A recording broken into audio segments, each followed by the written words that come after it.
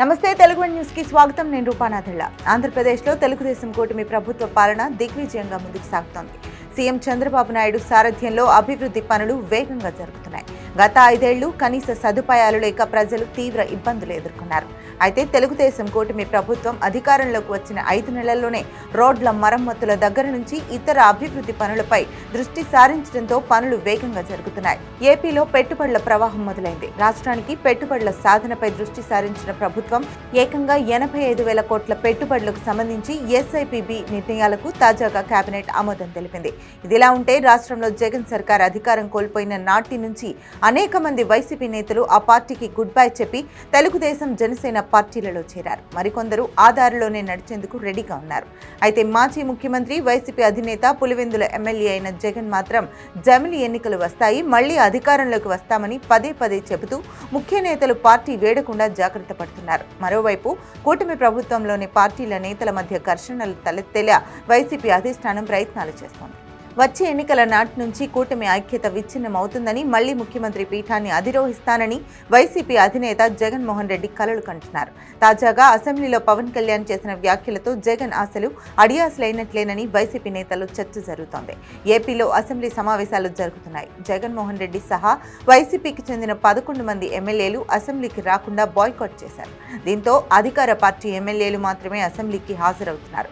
అసెంబ్లీలో ఎమ్మెల్యేలు తమ నియోజకవర్గాల్లో సమస్యలను ప్రస్తావిస్తూ సమస్య పరిష్కారానికి మంత్రుల దృష్టికి తీసుకెళ్తున్నారు. దీంతో గత 5 ఏళ్ల కాలంలో ఎప్పుడూ లేని విధంగా అసెంబ్లీలో ప్రశాంత వాతావరణంలో ప్రజా సమస్యలపై అర్థవంతమైన చర్చ జరుగుతోంది.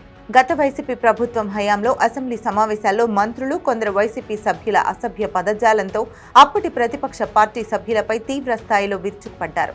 దీంతో ఏపీలో అసెంబ్లీ సమావేశాలు అంటేనే ప్రజలు టీవీలు బంద్ పెట్టే పరిస్థితి ఏర్పడింది. కానీ చంద్రబాబు సారథ్యంలోని తెలుగుదేశం కూటమి ప్రభుత్వంలో అసెంబ్లీ సమావేశాలు ప్రశాంత వాతావరణంలో జరుగుతున్నాయి.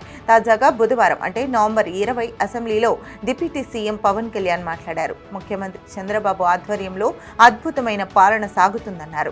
5 సంవత్సరాలే కాదు, దశాబ్ద కాలం పాటు రాష్ట్ర ముఖ్యమంత్రిగా చంద్రబాబు నాయుడే ఉంటారని, కూటమి ప్రభుత్వం దిగ్విజయంగా ముందుకు సాగుతుందని పవన్ కళ్యాణ్ అన్నారు. పవన్ వ్యాఖ్యలతో వైసీపీ అధినేత జగన్మోహన్ రెడ్డి, ఆ పార్టీ నేతల ఆశలు అడియాసలైనట్లేనని చెప్పొచ్చు. అసెంబ్లీలో పవన్ కళ్యాణ్ చేసిన వ్యాఖ్యలతో వైసీపీ నుంచి తెలుగుదేశం కూటమి పార్టీలోకి వలసలు పెరగడం ఖాయమని ఏపీ రాజకీయ వర్గాల్లో చర్చ జరుగుతోంది. ఇప్పటికే వైసీపీ హయాంలో బూతులతో సోషల్ మీడియాలో రెచ్చిపోయిన వారిపై ప్రభుత్వం కొరడా జులిపిస్తోంది. సహజంగా వీరిలో వైసీపీకి చెందిన నేతలే ఎక్కువగా ఉన్నారు. దీనికి తోడు వైసీపీ హయాంలో అవినీతి అక్రమాలకు పాల్పడిన వారిపైన కేసులు నమోదవుతున్నాయి. ఈ కేసుల నుంచి తప్పించుకునేందుకు పలువురు వైసీపీ నేతలు కూటమి పార్టీలోకి చేరేందుకు సన్నద్ధమవుతున్నారు.